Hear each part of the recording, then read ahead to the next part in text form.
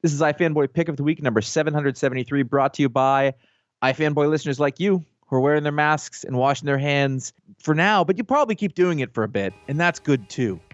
Hey, welcome to iFanboy Pick of the Week, episode 773. I am Josh Flanagan. Hello.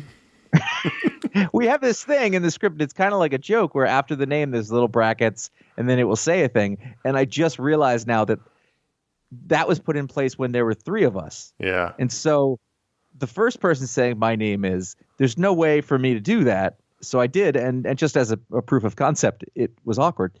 And here's my co-host, Connor Kilpatrick. It was put in there to give the person opening the show a minute to stop and let the other person say hi so they wouldn't just plow through them. But we probably don't need that anymore. Yeah, I like to put words in there, though. The first person doesn't need to say hello. They're already saying hello. That's what I'm saying. Yeah. This is not, no one cares. No, let's work this out. Okay. We are iFanboy. We've been doing this for a long time, and these are the kind of, I really have been thinking lately about, like, if you've never listened to this show, do you come on and go, what is this about? But people still come along, so we must be doing something right for a certain type of person. That's the way that I look at it. We do a show for a certain type of person. Every week we read a stack of the weekly comic book releases that come out. One of us picks the one they called that they like the best. We call that the pick of the week. That starts the show off, but it really only represents about 12 to 18% of the program. We talk about that book for 12 to 18% of the program. Yeah. We talk about the other books for, I'd say, around 50 to 60% of the program. Mm-hmm. And then we talk about the patron pick for another 10 to 15%. And I'm not adding these up. So if you're at home going, this doesn't make sense, you're terrible at math. Yeah, we do a comic book podcast. Yeah. And we listen to listener mail or answer questions or talk about whatever it is. Sometime near the end, we have a good time. It's already started. I'm already having fun. Just burning airtime. That's what I'm doing. There will be spoilers for the books that we're talking about. Connor, you had the pick. I did. I'm not mad at you about your pick, by the way. Not like some people in other shows last week. Oh, okay. Well, I thought you were referring to the people who are mad at you, the listeners. They're not listeners. The pick of the week was Batman Superman number 16 from Gene Luen Yang, Ivan Reis, Danny Mickey, Sabine Rich, and Saida Timofonte. And I enjoy some audacity. You know, we read a lot of these comics. We read them every week. They're mostly formatted in the same way. They try the same things. But this issue, which is the first issue of the Infinite Frontier for Batman Superman and the new creative team of Gene Luen Yang and Ivan Reis, who is using not his regular inker, but it's now being inked by Danny Mickey, it was interesting. I noticed that. I said, this doesn't, because I went back at one point and I went, who is this? And it said Ivan Reis. And I was like, I didn't see that. So I like Danny Mickey. So the conceit of this issue, and so it actually helps take a step back. So yes, we've discussed this before, but it's bears repeating that Infinite Frontier, the conceit of Infinite Frontier. Actually, Josh, you might be best to explain it since you talked to Josh Williamson about what the ethos for Infinite Frontier is. So, I mean, the way that he explained it to me, and you should go listen to the talk spill that I did with him, because I basically said, for context, I said, what is going on? Because I don't understand. And so he said, well, the idea is that everybody is going to go off in their book and do their book and try to make the best, most fun book it can. And the continuity, as it existed, isn't the most important thing. It's, go do your book. And I'm sure that, it will swerve back to some form of continuity one time or another. Yeah, I mean, so do this book. Don't worry about what's going on and all the other stuff or what's already happened. Just tell your story and do the thing. It's an infinite frontier of possibilities. And so Gene Luen Yang really leaned into that for this comic. It opens up the title page. There's two film strips, one on top of another. One says Superman in the World of Tomorrow. One says Batman and Robin in the World of the Night. And you turn the page, and it's a series of double-page spreads in which these two stories unfurl via film strip, one on top of another, and eventually come together in a very meta way. So how did you read this comic? So I wanted to say that I very much appreciated at the beginning that there were some instructions. They very specifically, because it's a format I don't know that I've ever seen, at least not extended for this long. So along the top, you see the Superman story. On the bottom, you see the Batman story. Great typography, by the way, in both of those. They say, listen, you can do both storylines simultaneously. You can read the top one and the bottom page and then move it. Or you can read through one, come back to the beginning, read through both. I alternated page by page. I read each part and then flipped the page and then followed along because I thought that would be a better way to see if there were parallels and things that they were trying to do in that part of the form. Well, that'll be interesting. 'Cause I read Superman all the way through, went back to the beginning, read Batman and Robin all the way through. So when you read it together, did you notice there were parallels in the story or the form, or obviously not really? Yeah. Not other than like sort of the act structure. So when when things started to ramp up in one, they seemed to do that at the same time with the other. When you look at it in this format, it's if you sort of flip through it, it's not really that long, or it doesn't seem it. Because it's all double page spreads, so it's sort of half the number of pages. That's not a complaint to say there's less story or anything. It's a little smoother than. In fact, they got a lot done in that time, I thought. Yeah, well, there's a lot of panels. Yeah. The story's being told in these film strips, and look, there's a lot going on here. So it's a very retro modern Superman and Batman and Robin story being told in the film strips. You've got a Superman who has an old timey symbol on his chest with the black belt, very reminiscent of this golden age. You have Batman and Robin. It's Dick Grayson in a version of the original costume. Is very close, but it also looks a little bit like Damien's with the long, the skirt part of his shirt. Yeah.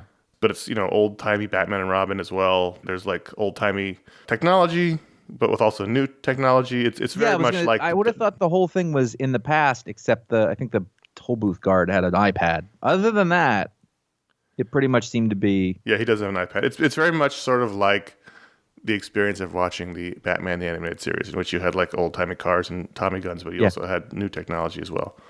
Which I think is it's not a genre, but it's a world that DC lives in very well, is this sort of retro modern world.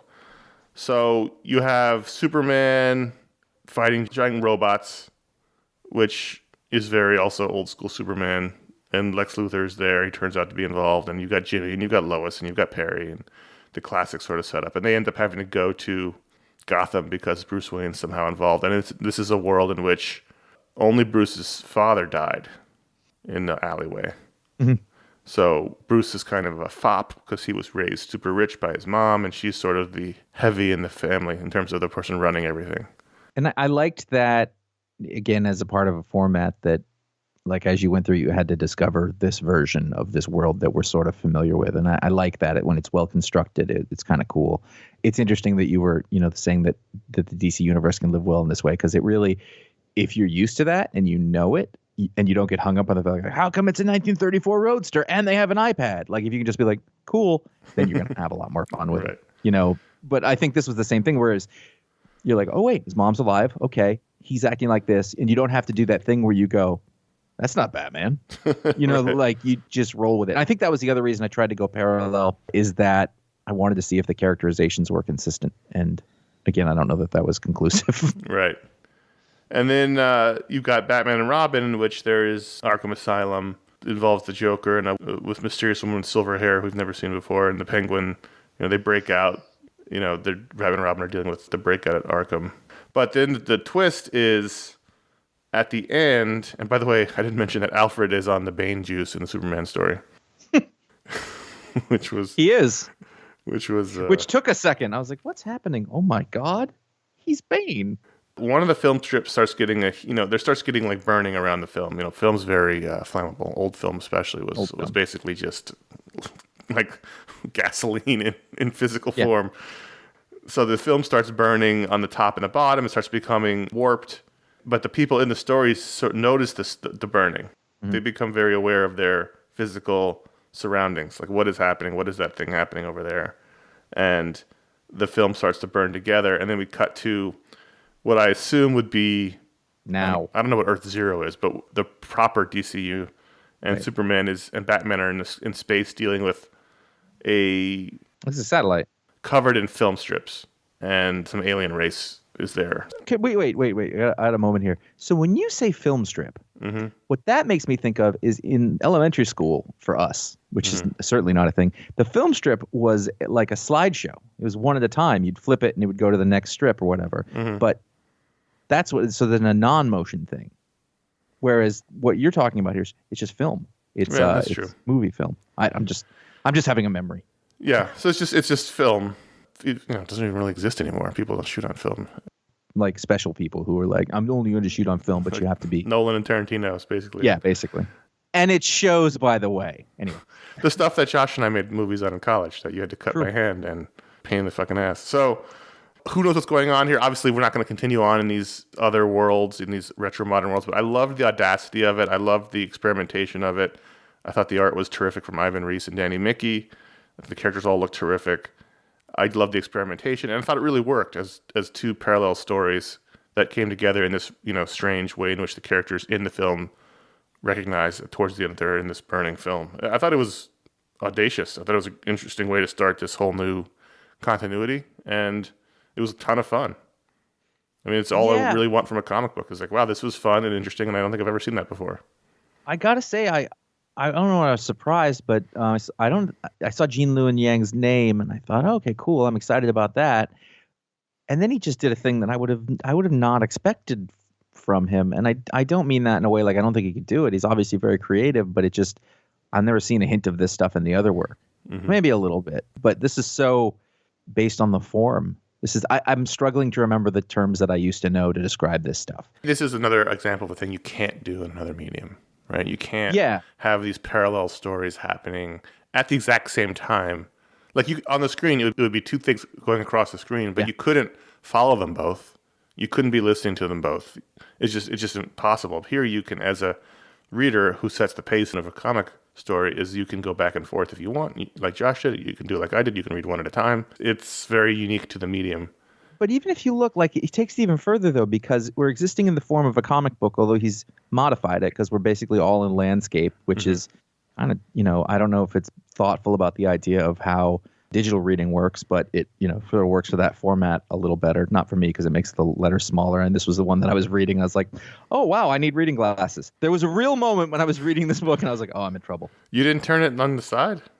I know I did, but it makes the text slightly smaller, and it's harder for me to read. You know what's interesting? I was looking to see, and they don't. I was looking to see if, as you scroll digitally, the sprockets all match up, but they don't.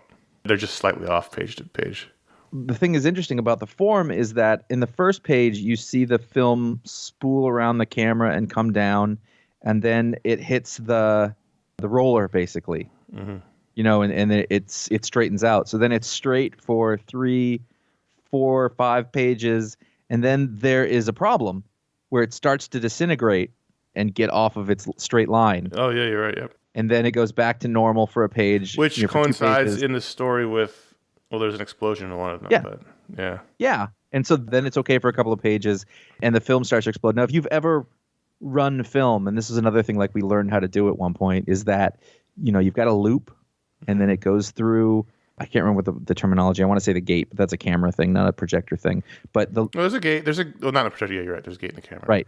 So that goes through the roller, and then that makes it taut and straight. I'm making hand gestures for anybody. Check the gate. Yep. That's why there's always a hair in there.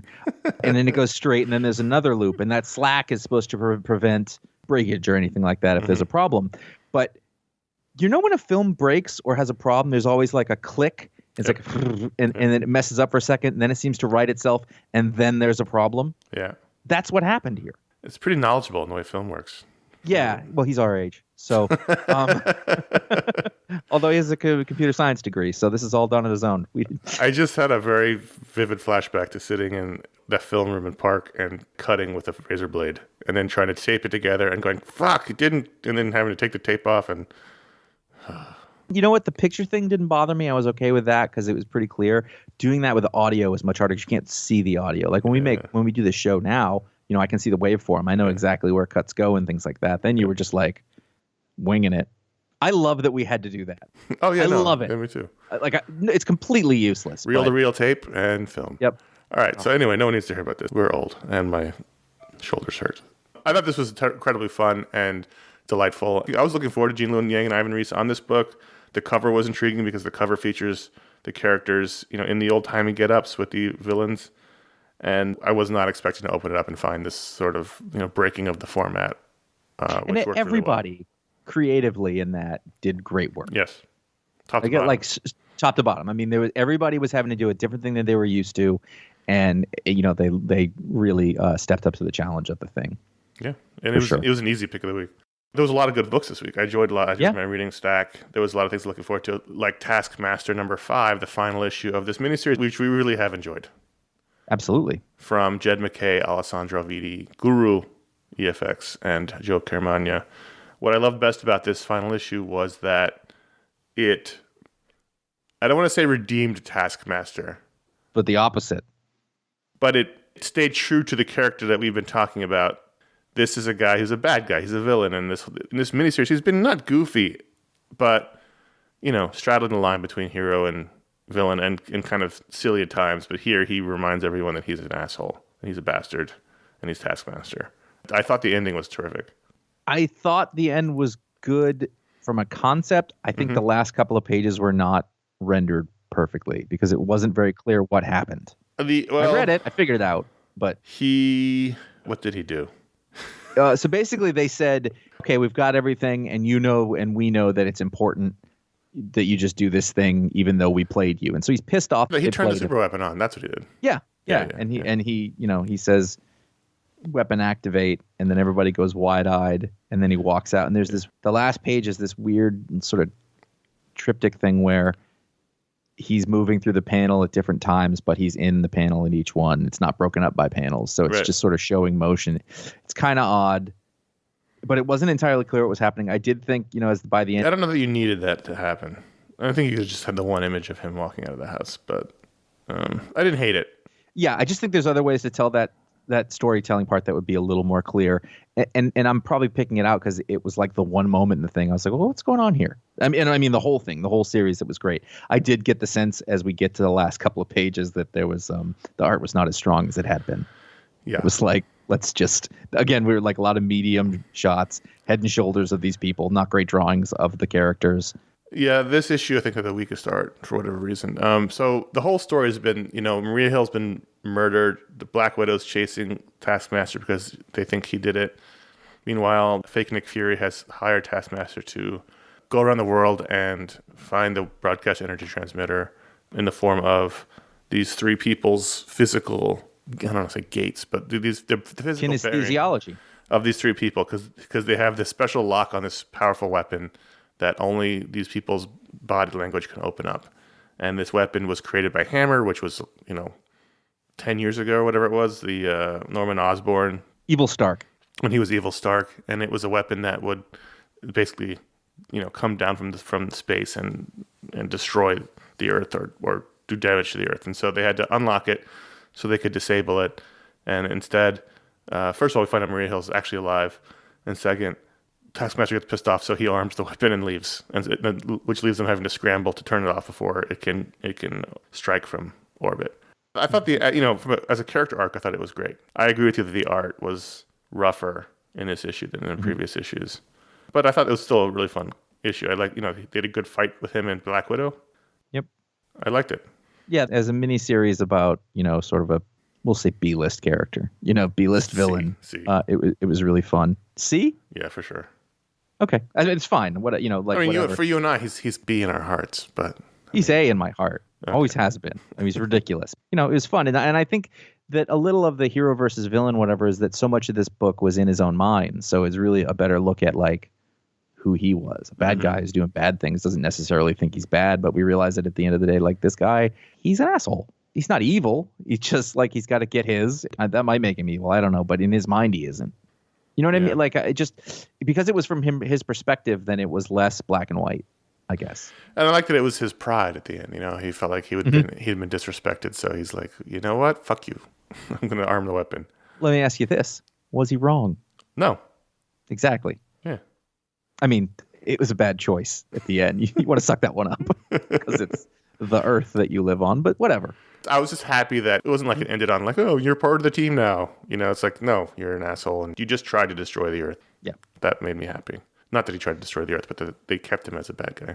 So, speaking of humanizing villains, let's turn our attentions over to Shadow Doctor number 2. You had mentioned that I should read this book before, and so I did. I picked up the first issue and I read the second issue, and you were right. It was really entertaining and interesting, and there was no, I was like, oh, this is just a story. There's no robots. There's no aliens. We're doing a period piece. Yep. There's an element of, autobiography / biography of this guy's family. It's interesting because if you did not tell me that this was a true story, I would say there's no way that this happened. Right. I mean, I would say I would read this story that I would think somebody made up, and I was like, come on, this did not happen this way. But it did happen this way, apparently, at least, according to family lore, which isn't entirely. And hey, there's a reason why there's a saying, the truth is stranger than fiction. Shadow Doctor number 2 is what we're talking about. It's from Aftershock from Peter Calloway. I keep wanting to say Galloway. Peter Calloway and Georges Gentil. First of all, he's terrific, and they've got a great artist on the book. Yeah. And Wancho and Charles Pritchett. This is part 2. We talked about part 1. I want to point out, by the way, Wancho has an exclamation point. He's not just adding that. Yeah, so, we talked about part 1, which is as Josh said, it's reportedly this story of Peter Calloway's grandfather as told to his father on the grandfather's deathbed about how he was a black doctor in Chicago in the early part of the last century, and this family lore here is that he was helped to set up by association with the Capone crime family. And so in the first issue, he was very sad. He goes around trying to get a loan to start his practice, and he can't because it's This is 1930, so it's the very beginning of the Depression, and it says it hadn't gotten most people yet. You could start to see it start, because we're talking about late 1929. Because it was a rolling wave, Yeah. It wasn't like one day the market crashed, everybody was out of work. It happened as a progression, and so he can't get a loan because he's black. And in Chicago, not a great city for that. Ooh, I mean, anywhere really. But at the time, listen, there was a political machine. It's been segregated. It's a whole thing. And so he had been working previous to that on the bootlegging team, the Capone team. He was a driver for the Capone crime family. So he goes to Capone at the end of the last issue. And so this issue, we start with a flashback, which was really, I thought, powerful about him in Alabama in 1924. Him and a girl, his friend, and they're running through the woods, and they find this fig tree, and some sexy stuff happens into the fig tree, which was a little uncomfortable because they look like they're 10. I think he should have drawn them to be a little older. Yeah. Because it was like they kissed, and I was like, okay.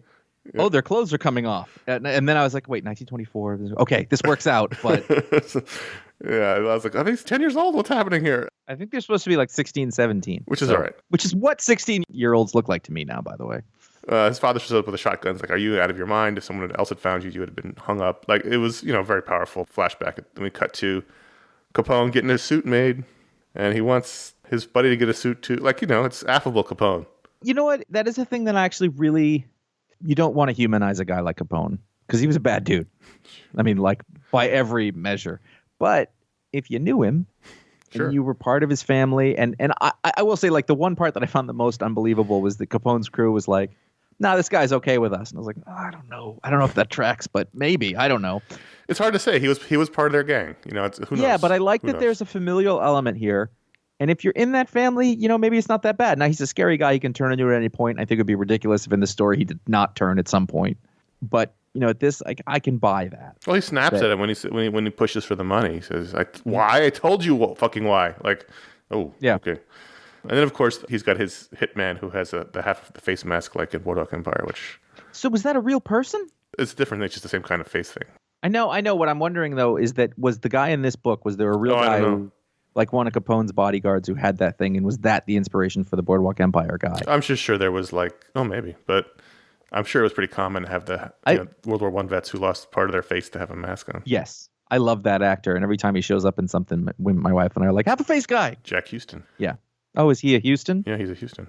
Like Danny Houston and Angelica Houston? And John Houston, yep. Yeah, right. Well. So there's just a lot of great character stuff here between, and there's actually much more of Capone than I really thought would happen. I figured we'd stay with, focused on the main character. But, we see Capone at home with his brother and mom making the sauce, making the gravy, and, looking at the headlines, which are not great for him right now. We flash back a little bit to him, how he met his wife in Brooklyn in 1917. I just thought this was terrific.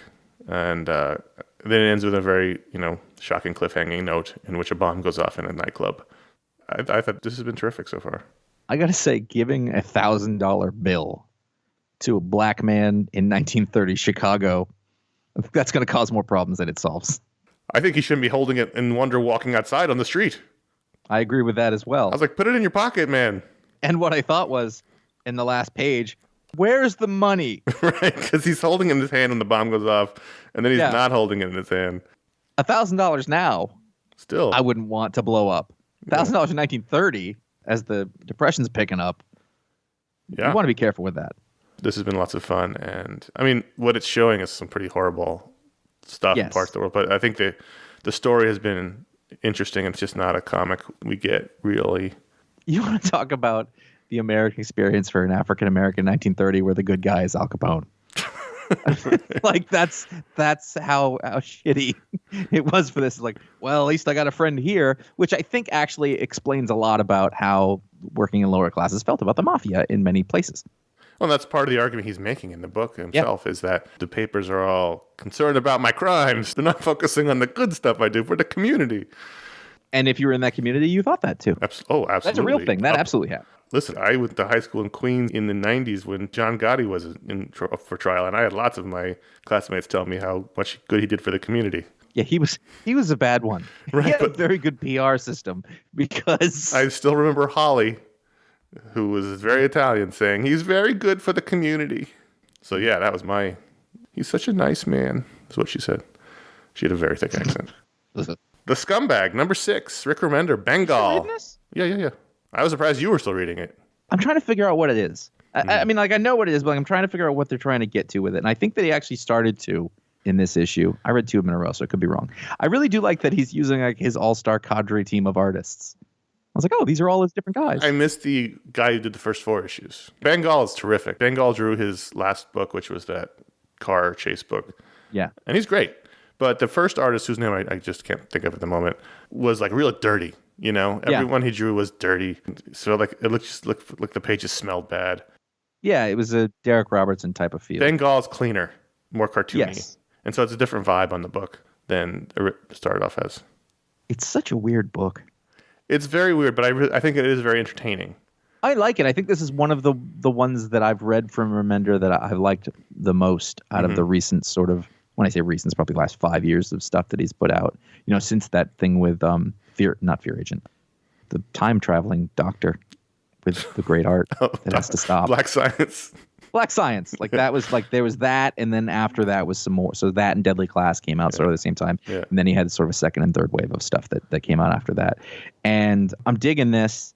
I think that it gives him a really good, when I say him, I mean Remender, a really good forum to talk about the world through the lens of an awful character. And it gives you a chance to say things that maybe you shouldn't say, to put it nicely. I think Steve Coogan said that about Alan Partridge. He's like, he's awful and he says a lot of terrible things, but sometimes I get to say some of those things through him.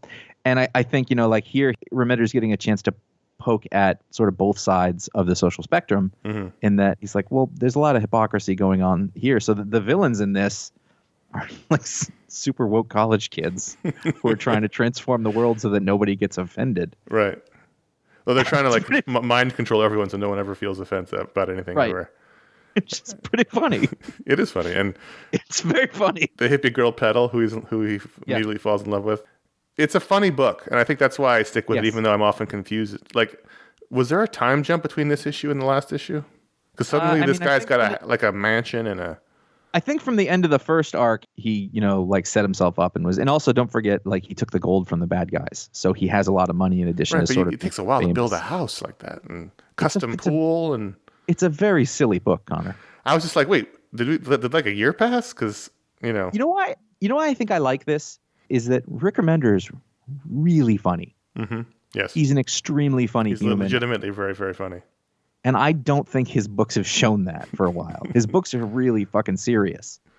Yeah, you know, his books some elements of fun. But Black Sciences are pretty serious, but his books usually have some element of yeah, but like Low is still going on. That book is deadly serious. And the car one we were just talking about, like, this is him just sort of getting loose and being silly in a way that he hasn't been able to. And it's got a lot of personality, and I like that. And also, at no point have I been lost with, like, what the hell is going on with this Byzantine plot? That's not happening here. I think we need to bring the word groovy back. I was having this discussion a couple of days ago. Something I watched, there was a hippie character. Oh, it was This Is Us. And I was like, we need to bring groovy back. That's a tough one. A lot of things have come back. Let's bring back groovy. That's not going to be used by people in a context that I'm going to want to have anything to do with. That's what I think. I'm going to start using it in meetings. Yeah. So, like you said, this is about a guy who's a scumbag. He's like the worst person on earth who's got these superpowers by accident, and now he's a secret agent fighting Scorpianus. Is that the name of it? But he's also a double agent. Because they paid him a lot of money to build his giant sex pad. He's just awful. He's constantly on every drug imaginable. He wants to screw everything that moves, and he probably smells really bad. The thing is that makes it really interesting to me is in order to use his power, he has to be doing something noble. It doesn't work unless he's doing something noble. Or has a true noble feeling. Right. And, there's a real narrative challenge to take a person who they've promised us is not a good person and will not be a good person, but to make them the hero of the book and have to do this thing. So there's times where, he's leaning towards doing the right thing, which is what happens in every story you have ever read in your entire life. But he can't, by the rules of the book. And so if the end of the thing is he's a good guy, that's not going to happen. It's an interesting balance that I like seeing how it gets worked. And it's just entertaining and it's silly. Yep. And the art's good. I mean, even though Bengal's a very different stylistic art than the last artist, he's a terrific artist. I enjoy it. Every time it comes out, I'm always excited to read it. There's a lot of cocaine in this book. Yes, there is. Well, Rick's been working in Hollywood a lot more, so. Patrons! Yeah. We threw the nerd signal up in the air, and patrons are like, we will come to your call. And how could you do that? Well, patreon.com/iFanboy is the place that you can come to support the show. Over the past few years, we've unlocked many shows, many things, Talksplodes, Booksplodes, Media Splodes, YouTube content, patron hangouts. There's Discord channels, a Facebook group. It has really been a reinvigoration of everything. And it's also, everybody's sort of taking part in a thing. And we really appreciate that. We have another stretch goal, the next one that comes along, which I think we need to take into committee. The G.I. Joe cartoon. We just have to find time for the committee to meet. Yeah, that's true. So we got to figure out what that is if we want to keep going with that one. After that, there's the barbecue and email video shows we'll return on a quarterly basis if we get to that stretch goal. Let's bump that one up. Yeah. Nope. Patrons, like I said, Facebook group and Discord server. That's really good community stuff that's going on there. iFanboy.threadless.com. I believe the sale is over, but there was a sale last week from the t-shirts designs, but they're still there. They weren't so incredibly cheap that you were like, oh, I got to wait for the next sale. We have 8 designs there. You can put them on t-shirts, sweatshirts, hoodies, tank tops, 3/4 length shirts, baby clothing, probably cell phone holders, shower curtains, blah, blah, blah, blah, blah, blah, blah. It's kind of cool. We like those designs that are there very much, and we think that you, if you like the show, you'll probably enjoy some of them as well. You can skip all that. You can go to ifanboy.com/support, and you'll find a direct donation link via PayPal, which has happened a few times. That you're wondering, why do they keep saying that? Well, it does happen. Some people don't want to sign up for a bunch of stuff, and they say, hey, we like the show. We want to help support it in some way. And they throw something to PayPal and all of this stuff. You are amazing and wonderful people, and we really appreciate it. And finally, ifanboy.com/Amazon, where you can you find a general link to buy the stuff at Amazon that you need delivered to your house because you don't want to go into stores because it's creepy, and it comes pretty quick, and you can get anything. Or links to buy the books on Bixplode. And I think that's it. Yes, thank you, everyone. Die 14. This is a book where every time I see it's coming out, I go, am I still reading that? And I go, yeah, I guess I am. And the thing is, we're 14 issues in. I don't even know how long it's been coming out. It's been longer than 14 months because it's not a monthly book even. Ostensibly I buy it because I love Chris Burnham's art, but there's always something in it that's fun. I don't even remember at this point what the overall mythology of this book is anymore. But it's Kirkman really, and Scott Gimple, he was one of his showrunners on Walking Dead, exercising some goofy muscles. And the cover of this book is a beat-up Barack Obama in Apollo Creed shorts with giant hope and change robot gloves on in an alien boxing ring. And I thought, oh, okay. And so the story of this issue is... Pretty good concept. I can't even describe to you what the overall story of this book is. But basically, previous to this issue, Barack Obama instituted a coup against Donald Trump and took back the White House for a third term. And we find out why in this issue. It's because we are not part of the Galactic Alliance of alien planets. And in order to stay separate from that alliance, every 4 years we have to send a champion to go fight in a boxing ring in an alien world. And that champion is the president. And Obama was like, Trump never would have won the fight, so I had to take over. And that's why he did it. And so here, this whole issue is him and his crew going to this alien boxing ring and fighting, and his gloves get malfunction, and he gets beat up really badly, but then he ends up saving the day. It's weird and bizarre, but the Chris Burnham art is second to none, and especially with these kind of out there concepts. I read this issue, I was like, okay, I don't really remember what's going on, but I like reading every issue. Every time you put it on a list, I'm like, all right, that's a book. They homage as comics do, the Superman vs. Muhammad Ali cover in the middle of this double-page spread, and we have a eclectic group of people watching this fight, including Galactus and Watu, the Watcher, and Alf, and Lobo, the ghost of Ruth Bader Ginsburg, and what looks like could be Jimmy Carter, Adam Warlock, the aliens from Mars Attacks, the aliens from The Simpsons. There's a lot going on here. Podos and Kang. Darkseid, Metron, Highfather. You're lucky. Ah! It's my Alf. Cylons from the original Battlestar Galactica. If you enjoy really out there sort of sci-fi concepts, I don't even know how to sell Die anymore, honestly. Not that I'm trying to sell it to people, but at this point I'm reading out of inertia, but I do enjoy every time I read it, honestly. Cool. It is fun. Miles Morales, Spider-Man number 24. This was one of those two superheroes hanging out with each other. Mm-hmm. And so Kamala Khan sneaks away from her house to go hang out with Miles Morales for the day. And, they're just pals. And they're walking around a devastated New York City because apparently, by the way, the King in Black thing's over. So that happened at some point. It is in this book. Okay.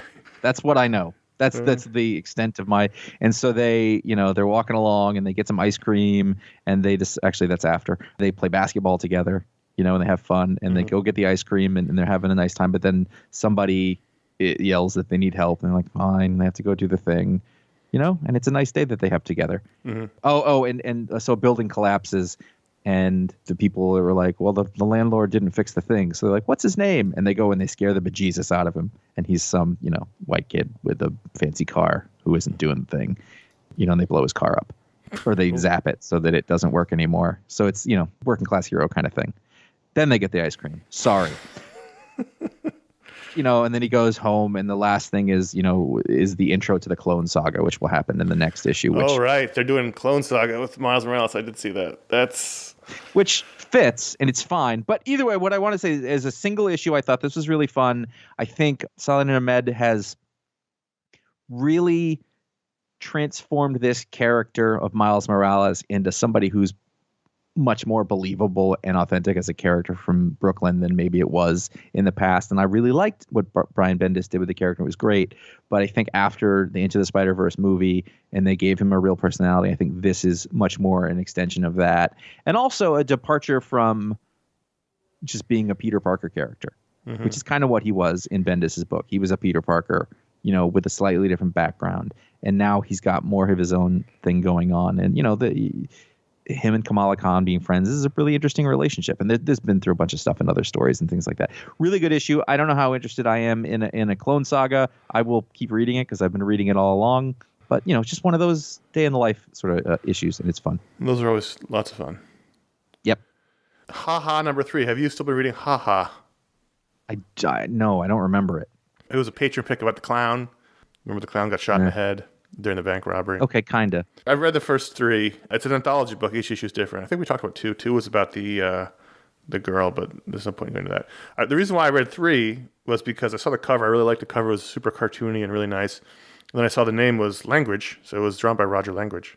This is a almost totally silent issue about a mime clown, which I guess is sort of pushing. Are mimes clowns? I think they're in the same family of entertainer. Then again, I guess it's not really called clowns, it's called Ha, and I guess mimes are supposed to be funny. I don't know. Anyway, it sort of breaks the format, but it doesn't really matter. This mime is a street performer who's not very successful, doesn't really make any money, he's behind on the rent, discovers one day, well, first he goes off to the scrap heap to try to scrounge copper wire in his mime outfit.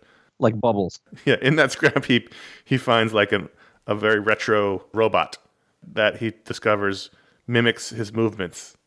So he now has a second for his act on the street. So he does his mime work with this giant robot who also wears like a little hat and wears a cane and a bow tie. And they're a huge hit on the street because they're a robot and a mime. And he's really happy. He's got a buddy and he's making money and he's not buying rent anymore until one day the robot's creator finds them on the street and trouble ensues. It was weird and kind of sweet and a little bit sad, and it was almost totally silent. Let me ask you this. Does the mime at any point put on an old-timey underwater diving suit and then smoke a cigarette in said diving suit? No, but he does do a heist in an all-black outfit and a beret. All right. Where he has to go get the robot back from his creators. And like all these issues, it ends sort of on a sad note. But this was a really terrific issue. But for the art, it was a masterclass in telling story through just the art. Because all right, well, I have put it on my device right now. I will check back with you. I won't because it's an anthology and the story will never come back again. But have you still been reading Crimson Flower? I did. I read the third issue here where our protagonist finally finds the man who killed her father. This book it's funny because I sort of forget how brutal it is. There's an opening fight where she takes out like 3 other assassins, and she's like knocking guys' eyes out of their heads and, you know, stabbing people in the face with like whatever she's stabbing them with. It's hard to tell with the art. It's a pretty brutal book in terms of that sort of thing. And I thought the guy who she finds, who it turns out to be the murderer, was pretty scary. I still love this art. I love reading this book. It's definitely out there, and it's definitely, you know, on the edges of between comics and comics with an X. But it's a lot of fun for a book that's pretty brutal. I'm not sure how I feel about it. Mm-hmm. I read through 2, and I was like, all right, I kind of remember this was a thing, and I read it, and then I had 3 there, so I just kept going, and I kind of like it, but I don't love it. I think the thing is I don't know what to make of it. I'm trying to figure out what the theme or the point is supposed to be, and I don't mean that to sound like, well, what's the point of this? I mean, I just want to understand, because that helps me. You know, like obviously it feels like she's searching for some, you know, the solution to this problem of this moment that she had, and she, you know, stumbles upon pure evil, you know, and then she's got this there's also the pharmaceutical, you know, there's some sort of metaphor here I feel like I'm not grasping, and I want to find it. I think that's well, I mean, it's a revenge story. She's on a revenge, and there's the added element of her mental illness, which makes her see things in a fantastical way. So whether or not that'll all come together in the 4th issue, or I assume there's only who knows how many issues there are, but it seems like we're heading towards the climax pretty quickly. And this is Matt Kent and Matt Lesniewski. I love the Matt Lesniewski art. Lesniewski. Yeah. I think it's terrific. You like to say Lesniewski. I think that's what those books we wanted to talk about, but at patreon.com/iFanboy, you can vote to add a book to the rundown. And this week we had a giant blowout winner in Alien #1, the first issue from Marvel, newly acquiring the Alien license from, was it Dark Horse had it before? Poor Dark Horse. Yeah, no, it's Dark Horse. Like, we used to have licenses. Come on. So this is written by Philip Kennedy Johnson and drawn by Salvador Larroca, who I guess is who Marvel goes to go-to artist for Marvel for these licensed books. And Guru EFX and Clayton Cowles round out the creative team. And Philip Kennedy Johnson, we talked about before, he's also currently writing Superman and wrote The Last God. Salvador Larroca has done many things, most recently Star Wars, right? That was what he was on. Yep. Or the various Star Wars books, Darth Vader and Darth Vader, I think, was the one he was specifically on. So at first I was a little annoyed that it was the pick. We've talked about it before. I like the Alien books. I mean, I like the Alien world. I would go so far as to say that I've read a lot of really good Alien books from Dark Horse, specifically in the past sort of chunk of years. And I like the ones that exist in the Alien world, not the like with Predator and the crossover. We read recently the Alien book that was it the one that was the adaptation of the script that never got made? I don't know if I read that, but I did. I might have. There was a Brian Wood book. There was a Gabriel Hardman book. Basically, yes, like, you know, if in Aliens, that happens in LV-426, and they're like, yeah, but what happened over on LV-427? I'm like, I don't know. Let's find out. Like, you know, like I'm cool with that. I think what worried me, and I was worried for the first 2 pages, was like those Alien Predator books where we spent a lot of time with the aliens. Yeah. Like, I'm not interested in that. I'm interested in the people. And the aliens are this looming threat and presence that, you know, get unleashed. And so then as I got further into this issue, I was like, oh, I like this. This is fun. We both adopted the surprise dad voice. Oh, okay, that's pretty good. I've seen all the films. I own... This Billie Eilish isn't as bad, really. I own Alien and Aliens on... I don't think I've seen Alien 3 in like 20 years. It's not worth it. No, I would be interested in watching again. I'm just saying I quite enjoy the first 2 films, and I've quite not enjoyed any of the recent ones, which I've seen all in the theaters because I like the Alien, you know, world. It's interesting because we both really like this, and this is not our genre. It's weird, isn't it? Space horror, yeah. It's because we were the right age for those first 2 films to come out.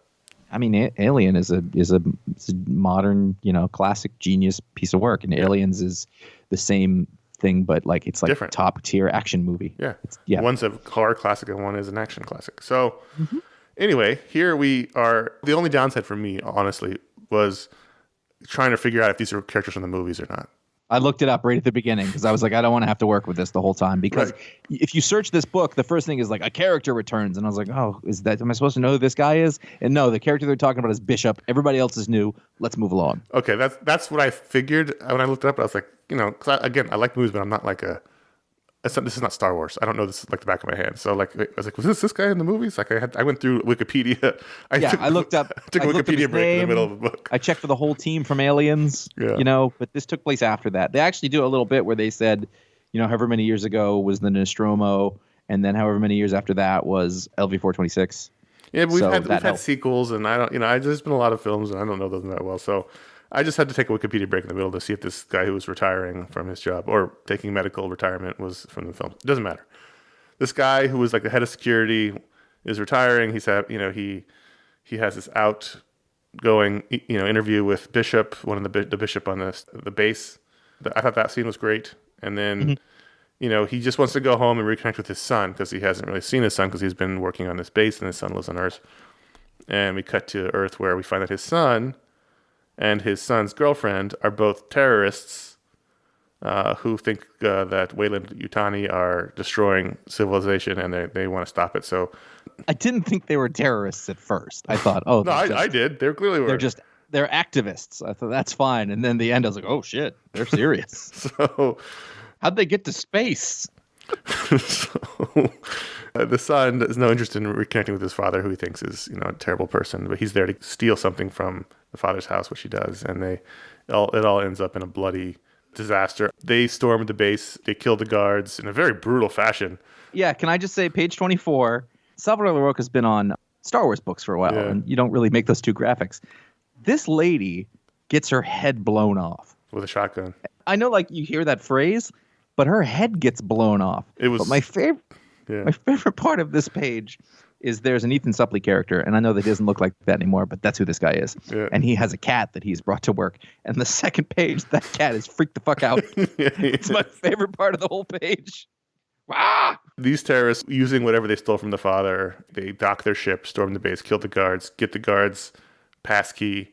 And their whole thing is they just know that this whole base is really about bioweapons, and they're going to expose it to the world. Turns out it's not. Was it bioweapons, they said? The aliens are bioweapons. They thought it was a cyber warfare. Okay. Secret cyber warfare facility. Turns out it's not. It's a place where they've been housing the aliens for study. When will Weyland-Yutani learn? I have to say, when they get locked in the room and then all the alien hell breaks loose, I was very satisfied. I was like, eat those idiots. Yes. So totally. It's like they haven't seen any of the other movies. So a lot happens here, and I really liked it. I thought it was very true. As you said, this is very true to what it is I like about these movies. Is like the hubris of people. Mm-hmm. One of the things I thought was really interesting, and probably maybe the most alien of all, and I mean by that I mean the most like the first movie that I really liked, and there was some of this in Prometheus, but I know that you don't want to talk about that. The Bishop android is talking to him, and he's like, "Well, goodbye." Yeah. But there will be another one of me down on Earth. That he works as the therapist, basically. And he goes to see the other android down on Earth, and he's Bishop, but he's slightly different because he says goodbye because I'll just upload my files to the other Bishop, and it'll be like you're talking to me down there. But that Bishop was a little different because people on Earth have different expectations about how to be spoken to than people who are in orbit, and I love that. Yes. It's such a nice little touch, and it's a thing that you really understand what this character is about.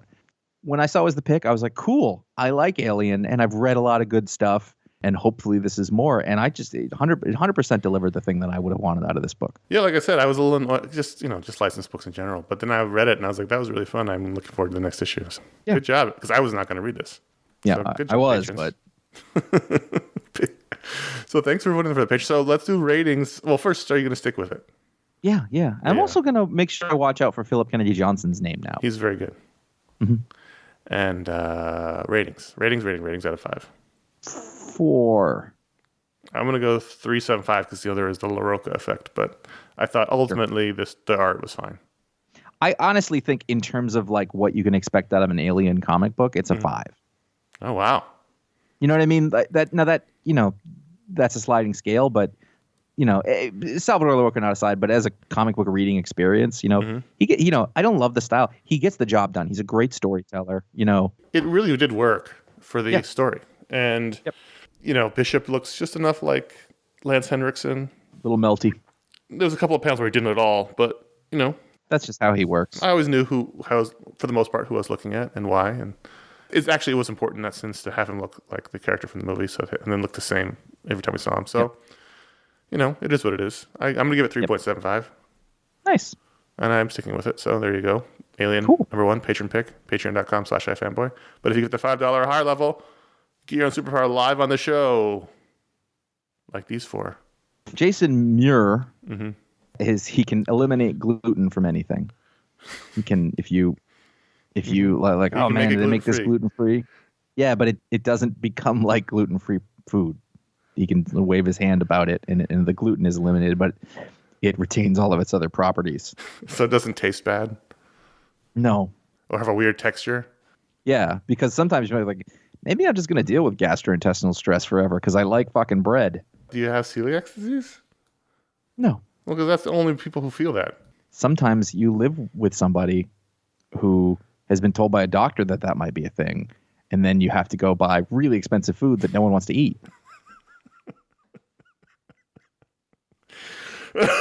Stephen Landry can reshape his hands into any kind of mug, cup, or glass. So he's all of a sudden he'd have like a beer stein on the end of his arm, or a Yeti, or a champagne flute. So like Edward drinking vessel hands. Kinda, yeah. He can literally change his hands into the shape of any kind of. Okay, wait. So is the cup fleshy? No, it's the property of the cup. Okay. And does he have to wash them? No, he just turns his hand back. Okay. And the washing, it just disappears. When he does that, if he had like hot cocoa and like marshmallow that was stuck to the rim, into his bloodstream. Oh wow! Yeah. Whoa!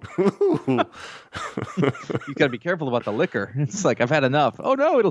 Oh boy! Just right into the blood. It's helpful if you ever have you need like a Nick and Nora glass. You don't have one. He's like, whoop, beep, he's got it.